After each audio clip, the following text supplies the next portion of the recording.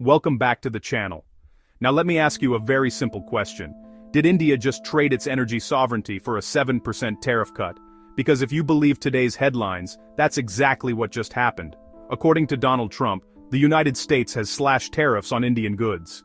India is suddenly America's best friend again, and Prime Minister Narendra Modi has allegedly agreed to stop buying Russian oil, all in exchange for Trump easing the pressure. If that's true, this isn't just a trade deal. This is a geopolitical pivot. But here's the thing. When you strip away the noise, the tweets, and the victory laps on Truth Social, the story becomes far more complicated and far more interesting. So today, we're gonna slow this down, peel back the layers, and ask the real question. Did India actually fold, or are we watching another carefully staged Trump announcement with the fine print still missing? Before we dive in, if you value clear-eyed geopolitical analysis that goes beyond headlines, hit that like button, subscribe to the channel, and turn on notifications. It helps this channel more than you think. Now let's get into it. On Monday, Donald Trump announced that the United States would lower its extra tariffs on Indian goods, cutting them from 25% down to 18%. According to Trump, this came after a phone call with Indian Prime Minister Narendra Modi, where the two leaders allegedly struck a new trade understanding.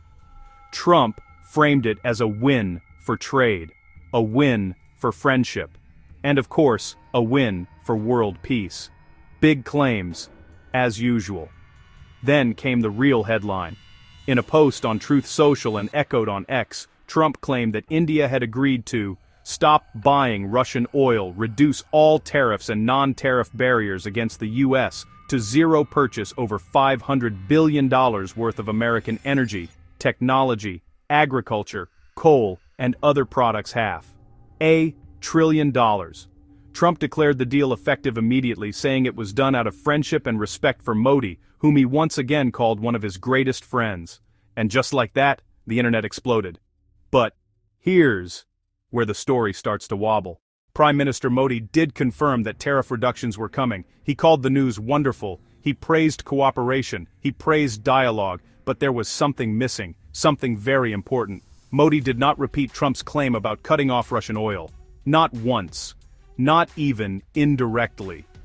And that silence is doing a lot of work, because India is one of the world's largest oil importers, and it does not have the luxury of ideology when it comes to energy. For India, energy security is national security. India needs stable, affordable oil to keep inflation under control, to keep factories running, and to keep economic growth alive. That's why India didn't back away from Russian oil in 2022 when Western pressure was at its peak. So why would Modi suddenly do it now, especially when just days earlier India signed a historic free trade agreement with the European Union, openly stating that it would prioritize its own economic interests above geopolitical pressure? If you watched my last video on the EU-India deal, you already know this. India has been crystal clear it will not sacrifice growth for symbolism. So let's rewind, because we've seen this movie before. Back in October 2025, Trump made almost the exact same claim. He said Modi had promised to stop buying Russian oil. What happened next? India's foreign ministry publicly pushed back. They said the claim was not true. They said global energy markets were unstable. And they said India's priority was protecting consumers and ensuring reliable supply. That was diplomatic language for, we'll decide what's best for us. Fast forward to today, and Trump is once again announcing a major concession. Before, India has confirmed the most dramatic parts of it. This is where pattern recognition matters.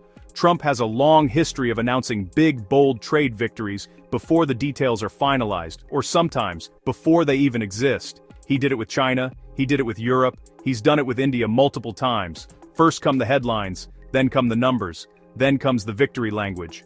The fine print? That comes later if it comes at all.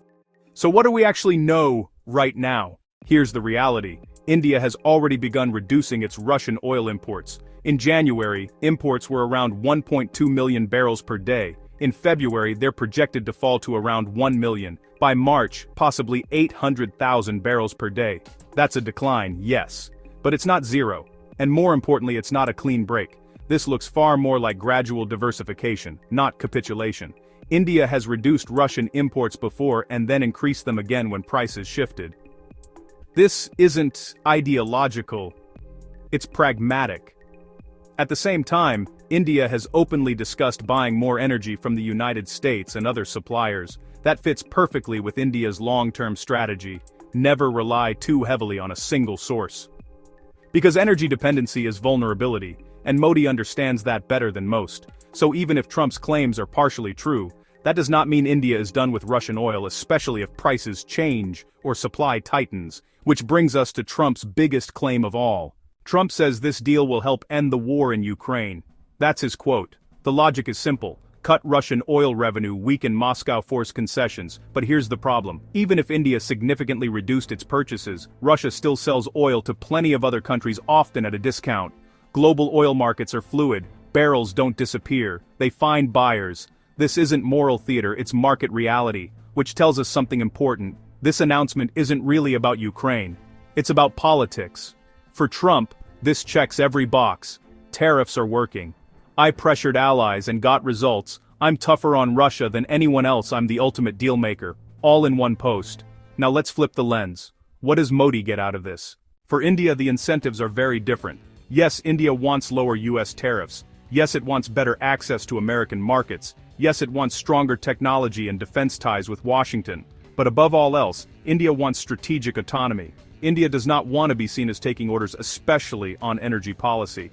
That's why Modi's response was so carefully worded. He praised cooperation, he welcomed tariff relief, he spoke about peace, but he did not confirm the Russian oil claim. That omission is deliberate. It signals flexibility without submission. And then there's the $500 billion promise. Let's talk about that. $500 billion sounds impressive.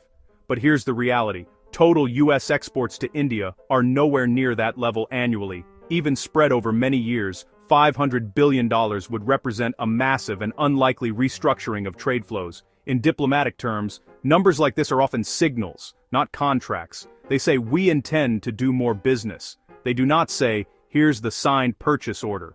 We learned this lesson with the US-EU LNG deal last year when the numbers quietly collapsed under scrutiny. So, when you hear $500 billion, hear it for what it is. A political signal, not a binding commitment. So what's the real story here?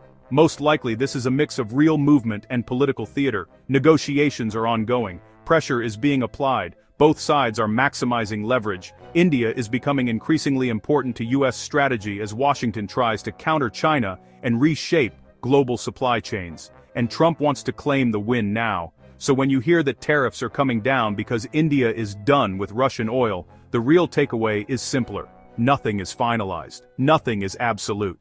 And the chessboard is still in motion. Now, I want to hear from you.